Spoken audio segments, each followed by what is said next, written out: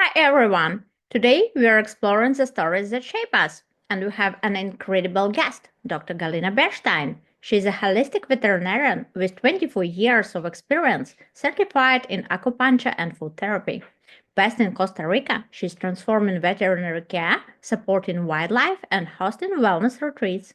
Dr. Galina, we are so excited to have you here. Thanks for joining us. Thank you. Thank you so much, Natalie. I'm excited to be here and I'm happy to share my stories. I have many. So let's jump right in. Please share a decision that really changed your life. Well, as you mentioned, I live in Costa Rica full time, and that was actually a decision that involved animals that changed my life completely. I was practicing veterinarian in Canada. I had my own practice. It was an integrative practice, and at the time, I was, going through a lot of uh, burnouts, shall we say, and then COVID hit. So we all know what happened with that.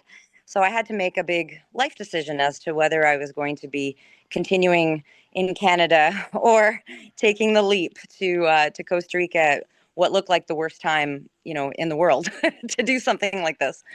Um, and animals actually had the biggest transformational impact on me in that decision because, as a veterinarian, I'm surrounded by animals all the time. My whole career, my whole life is focused on, on that. And sometimes that focus is, outside of yourself, whereas you sometimes forget what you need for your own well-being and your own mental health and peace of mind. And I realized at that pivotal moment that I really wanted to live somewhere and be a part of something that included animals. Like I wanted to see more animals than people around me, in the sense that I felt the connection there as like at a deeper level than what I would feel in other relationships. And it was something that I realized that I needed to be able to fulfill my purpose in life as I see it now. So, and as it evolves. So now I'm involved in various wildlife conservation projects. I work with the local community with dogs, cats, horses, monkeys, chickens, you name it, offering holistic services and advice. We are a little bit rural here, so their options are limited. So I see every day how animals transform other people's lives as well. So I wanted to make that as part of my transformation. So that was the biggest decision that was influenced by animals for me. Really, really insightful. But what led you down that path? And what were key factors or triggers that influenced your decision?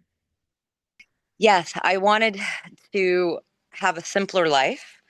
I think animals represent that for me in the sense that you know, as a veterinarian, I would always have animals and as patients. Whereas there was no financial gain. There was nothing as far as, like it had nothing to do with my career. It had to do with my love of for the planet and for what we have here with our animals in general, whatever species they may be.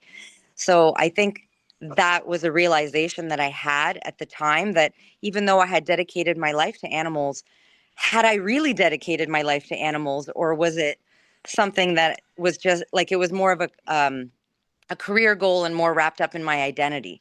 So I wanted it to be more pure than that. And that's what I felt giving back to those projects and being involved in that. And I realized that that was also the most important thing for my well-being, like just being surrounded by nature, being connected with nature in all its various forms, especially animals. So powerful realization, shifting from a career driven identity to deeper, more personal connection with nature and animals. And for our listeners who might be at the crossroads themselves, what advice would you give on making those big life changing decisions? I think a lot of those life decisions, I hate to say it, but I think we overthink them. I was really great at doing lists, pros and cons. Okay, I'm not happy with this. I see my life this way. I was so busy planning it that I didn't leave any room for the possibilities. So when the possibility hit me in the face that I could actually do this and move to Costa Rica, the biggest thing that stood in my way, even though I knew that that was the decision I needed to make, like intuitively, everything was pointing in that direction. I was overthinking it with the lists and the plans and oh, but if I do this, then I won't be able to do that. Or it didn't look exactly like I wanted it to. So instead of discounting it, I decided just to take that leap of faith and trust myself and trust that intuition, because I think we kind of feel like sometimes when we know we're unhappy in the situation we're in, that's actually a moment to look at your life and say, okay, is this an opportunity for growth? Like, am I not happy because of whatever I've created isn't necessarily what feels right for me? So, not that it's wrong, but it's maybe not who you are anymore. So that is the opportunity to look at those decisions as opportunities. Exactly. Like, just think anything is possible. What is the most fantastical way that you picture your life?